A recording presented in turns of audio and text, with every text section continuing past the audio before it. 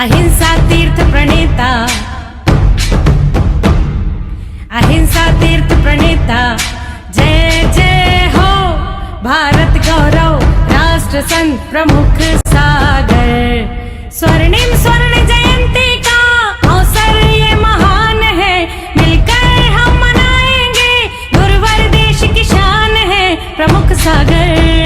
जय हो गुरुवर, प्रमुख सागर, जय हो गुरुवर।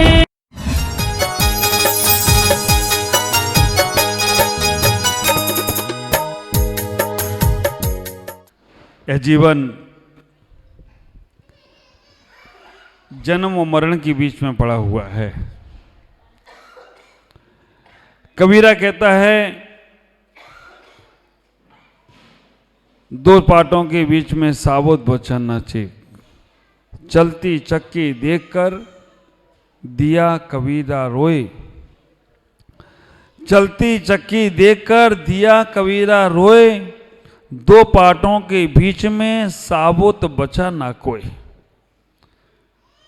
आजकल तो मशीन आ गई हैं, वैसे पहले महिलाएं भक्ता मेरा प्रणति मोल भक्तांबर भी करती थी और वो चक्की चलाकर क्या पीसती थी, आटा या गेहूँ?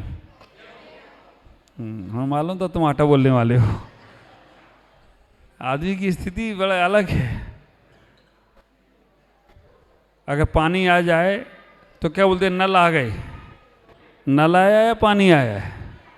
हाँ, अगर पानी ऊपर से टपक रहा है तो क्या बोलते हैं, छत चू रही है। ये छत चू रही है या पानी चू रहा है? अच्छा, ये सड़क कहाँ जा रही है? मंदिर जा रही है। सड़क मंदिर जा रही है, आदमी मंदिर जा रहा है। हाँ, ये आदमी की स्थितियां ऐसी हैं। अब अभिषेक को बेटा हुआ, अभिषेक को बेटा हुआ या ज्योति को बेटा हुआ? 9 महीने उसने दर्द सहन किया, लेकिन नाम अभिषेक को बेटा हुआ। भारी तुम्हारी बुद्धि। आप विचार करके रखना, ये संसार है, यहाँ दो पाटों के बीच में कोई नहीं बचता है।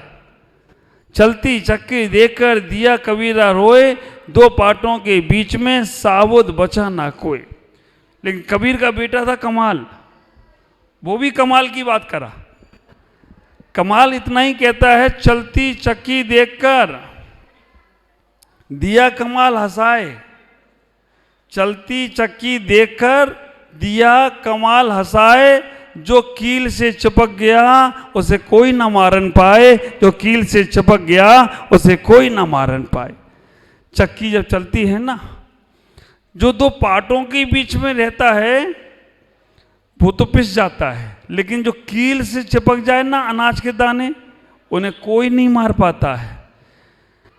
तो जो संसार के राग और देश में पड़ा हुआ है उसे कोई नहीं बचा सकता है, लेकिन जो धर्म रूपी कील से चिपक गया, जो गुरु रूपी कील से चिपक गया, उसका कोई बाल बांका भी नहीं कर सकता है, उसे कभी कोई नहीं मार सकता है। विचार करके रखना, धर्म के साथ अगर जीवन जीते हो, गुरुओं के साथ अगर जीवन जीते हो, तो तुम्हारा मृत्यु कभी नहीं होने वाली है। भगवान महावीर की मृत्यु नहीं, अमर हुए, आज भी उन्हें याद किया जाता है। विचार करना।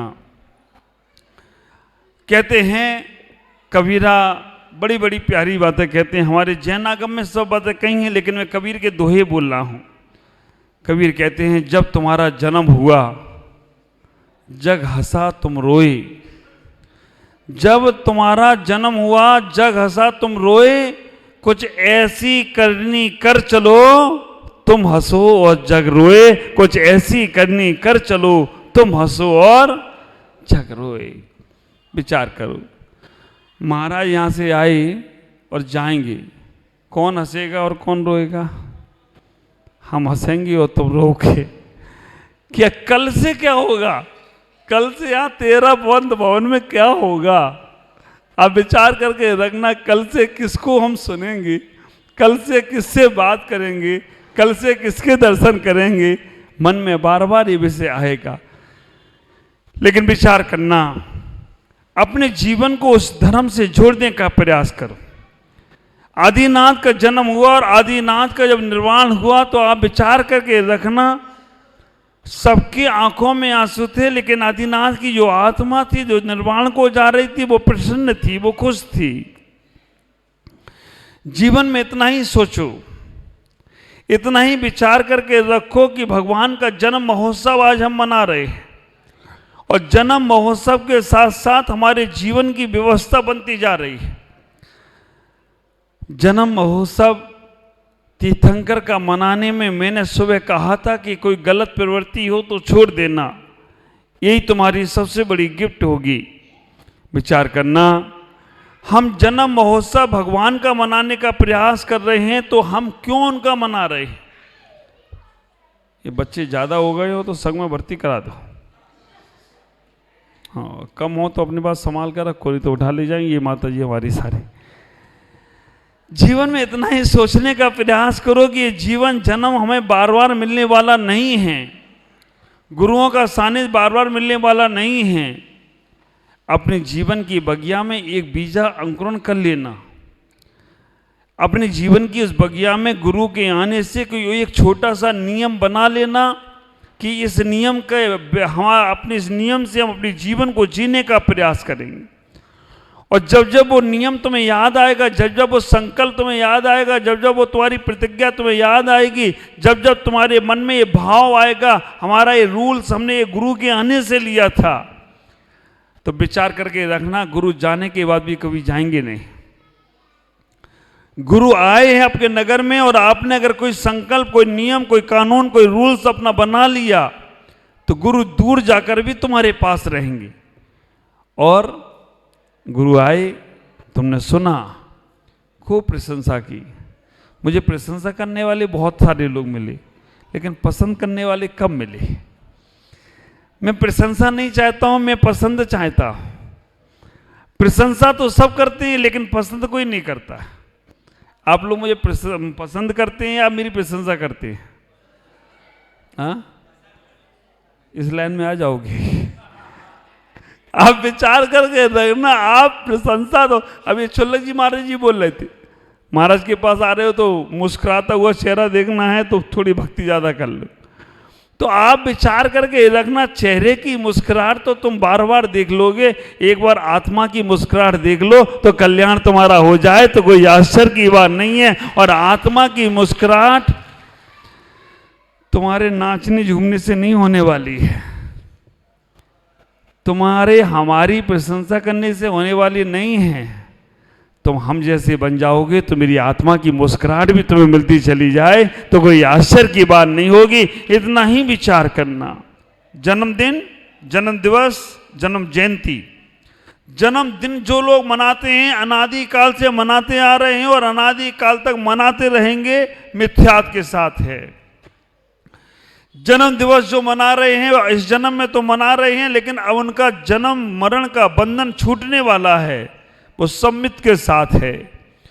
और जन्म जयंती जिनकी हम मनाते हैं अब उनका दोबारा संसार में जन्म नहीं होगा, इसलिए हम उनकी जन्म जयंती मनाते हैं। वो हमारे तीर्थंकर महान पुरुष हुआ करते हैं। विचार करो, तुम्हें अगर इस जन्म को सार्थक करना है, तुम्हारे बच्चों के जन्म दिवस होते हैं, बच्चों की जन्म दिवस मनाने के लिए तुम क्या क्या तैयारी नहीं करते हो? अपने बच्चों को जन्म दिवस के दिन तुम कहां कहां नहीं ले जाते हो? होटलों में ले जाते हो, पार्टियों में ले जाते हो, गार्डनों में ले जाते हो, पता नहीं किस किस जगह ले जाकर बच्चे का जन्म दिवस मनाने का प्रयास करते हो। हजारों लाखों रुपए फूंक देते हो और कराते क्या हो? एक वो केक बनी बनाई आती है, पता नहीं उसमें अंडे पड़े हैं, पता नहीं क्या अवश्य पड़ा है, पता नहीं कैसा सड़ा गला सा केक, उसमें मोमबत्ती लगवाते हो और बच्चे के हाथ में चक्कू पकड़ाते हो और कहते हो बेटा काटो। मोमबत्ती जलाते हो और कहते हो उससे काटो। पहले वो फूंकता है, बच्चा छोटा सा है, फूकेगा तो थूकेगा भी, फूक में थूक भी जाएगा और फूका हुआ, थुका हुआ, कटा हुआ वो केक निकालता है और सीधे तुम्हारे मुख में रखता है थुका हुआ, और तुम वो खाते हुए बोलते रहते हैप्पी बर्थडे टू यू। एक से गांव में हाथी बहुत रहते थे, हाथी, और वहां एक बच्चे का बर्थडे आ गया। अब गांव वालों को तो मालूम नहीं ये इंग्लिश का word happy birthday to you, हाथी बहुत थे, सब लोग बोले, शहर के लोग पहुंचे थे। अब शहर के लोग पहुंचे और गांव में उन्हें आए नहीं इंग्लिश, सब बोले हैप्पी बर्थडे टू यू। और गांव के लोग मालूम क्या बोले, हाथी पादे पू पू।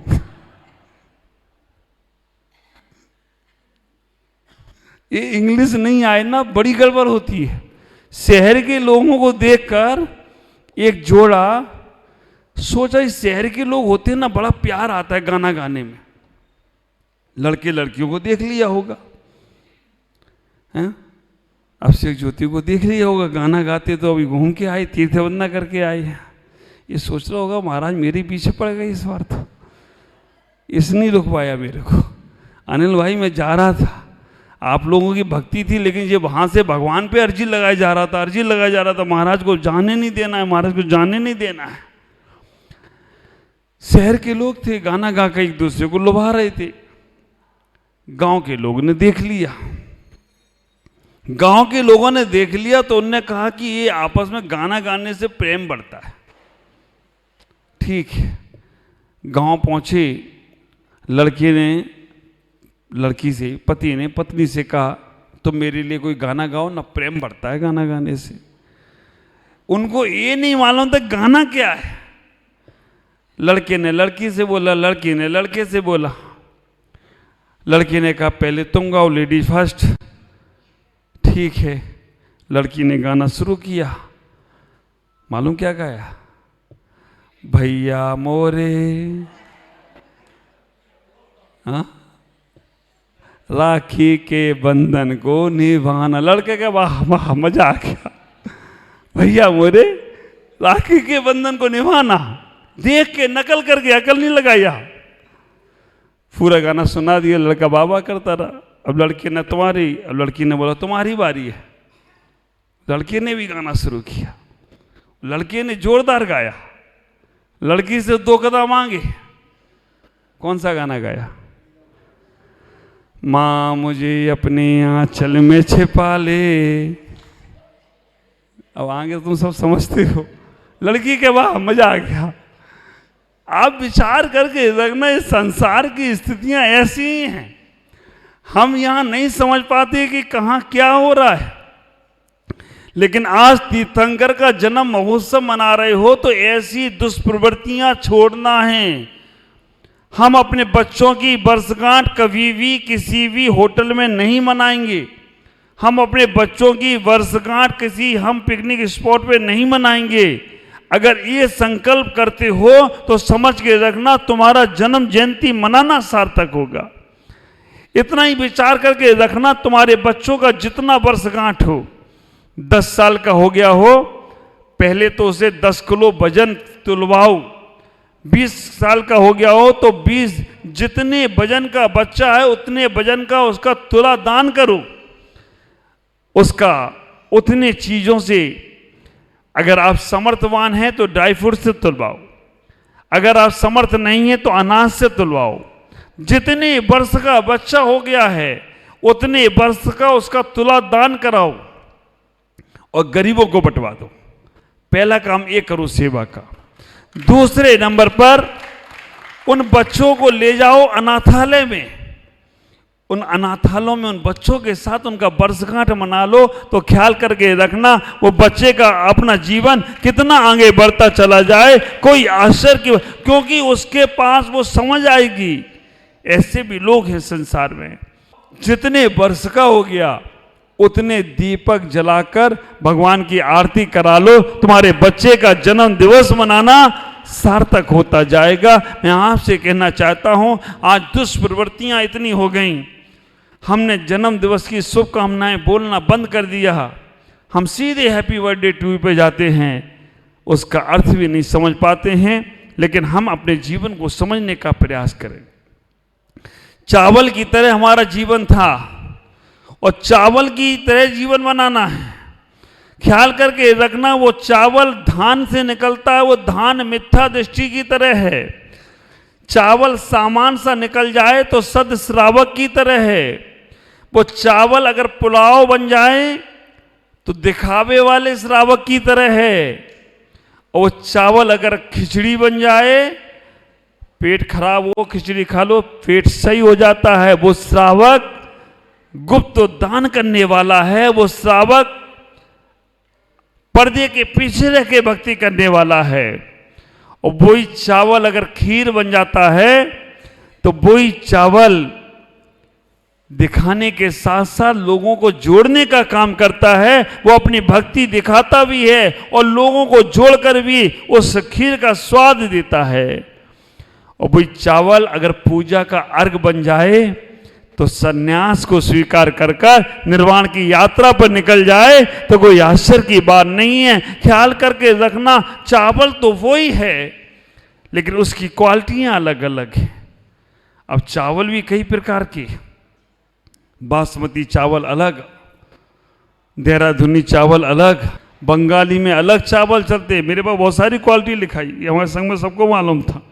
राजभोग चावल अलग, जुआ चावल जो आसाम में चलता है, सिद्धो आसामी चावल, सेला चावल, कामनी चावल, भुजिया चावल, उसना चावल, बिहारी चावल और एक समा का चावल।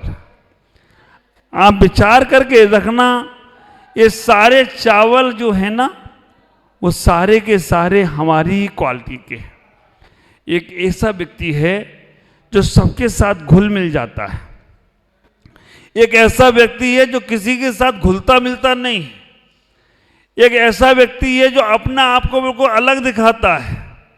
बासमती चावल है ना, वो अपने आप को अलग दिखाता है, मैं सबसे लंबा हूं, मेरे से आगे तो हर कोई उसको खा भी नहीं पाता है, वो बेटा दिखावे में रह जाता है। लेकिन एक ऐसा चावल है, सैला चावल है, जोहा चावल है, जो गरीब के घर में भी चल जाता है और बाजार में भी चल जाता है और सबके पास चला जाता है। अब विचार करो, अब चावल को भी ब्रांड में दे दिया, सोना, चांदी, हीरा, पन्ना, और अब से कुछ नहीं मिला तो इसने चांद तारा, ऐसी ऐसी क्वालिटियां देती।